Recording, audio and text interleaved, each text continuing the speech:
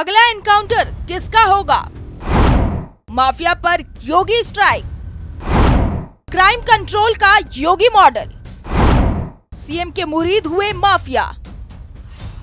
नमस्कार, special report में स्वागत है आपका। कैपिटल टीवी उत्तर प्रदेश से देख रहे हैं आप। मैं हूं आपके साथ सृष्टि राय।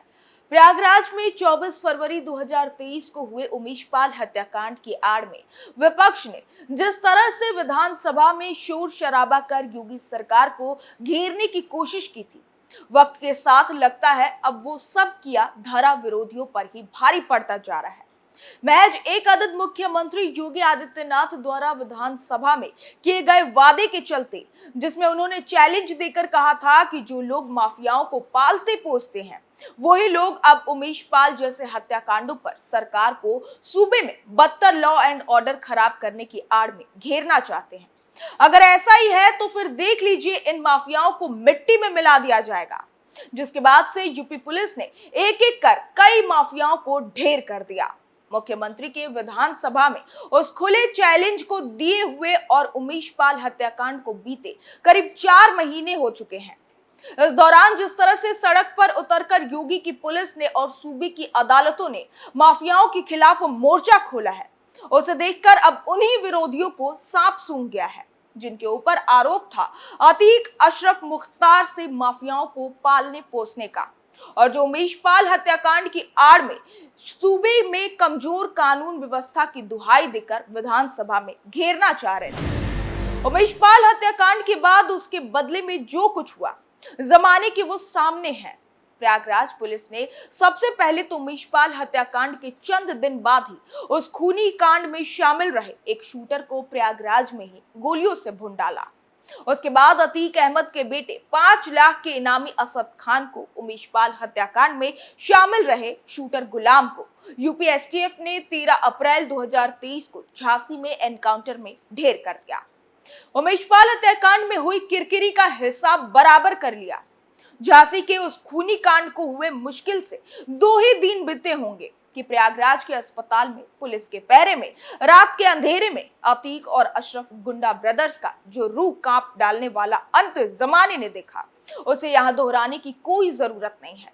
हालांकि अतीक और अशरफ के 15 अप्रैल 2023 की रात कत्ल होने से पहले ही अतीक अहमद को 28 मार्च को उमेशपाल अपहरण कांड में प्रयागराज कोर्ट उम्र कैद की सजा सुना चुकी है।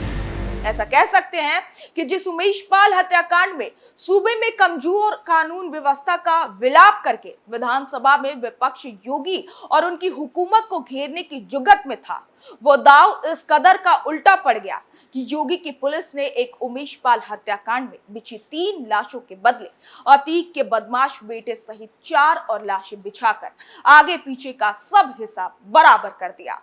इत्तेफाक से अभी अतीक अहमद को दूसरे मामले में कोर्ट सजा मुकर्रर कर पाता, उससे पहले ही अतीक अहमद और उसका गुंडा भाई अशरफ को 3 नौसिखिए लड़कों ने निपटा दिया।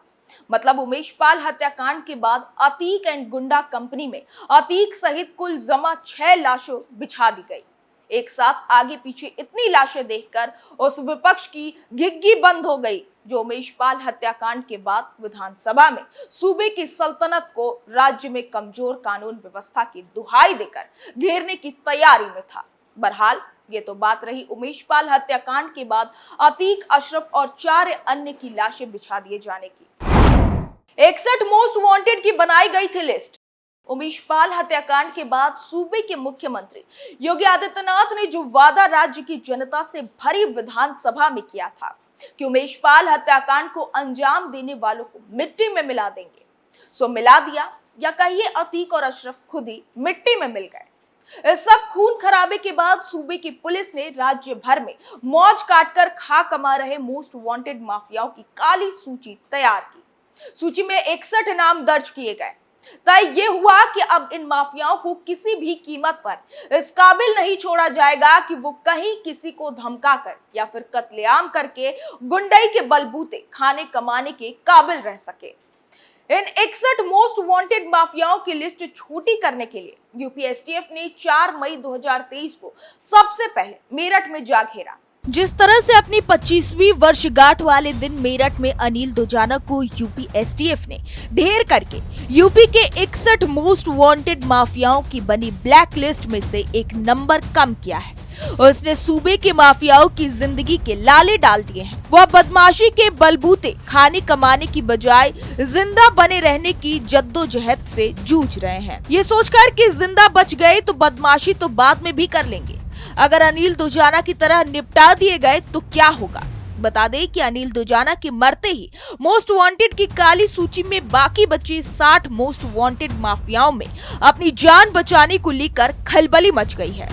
अपनी 5वीं वर्षगांठ वाले दिन पश्चिमी उत्तर प्रदेश के माफिया डॉन अनिल नागर उर्फ अनिल दुजाना को चंद सेकंड की उस खूनी मुठभेड़ में अनिल दुजाना शांत कर दिया गया।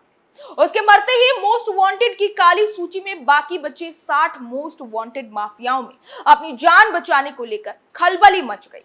हालांकि उस खलबली का कोई फर्क यूपी पुलिस को न पड़ना था और ना ही पड़ा, जिसका नतीजा ये रहा कि 2 जून 2023 को गाजियाबाद पुलिस ने मुरादनगर इलाके में 50,000 के इनामी गैंगस्टर विशाल चौधरी उर्फ मोनू को एनकाउंटर में मार गिराया।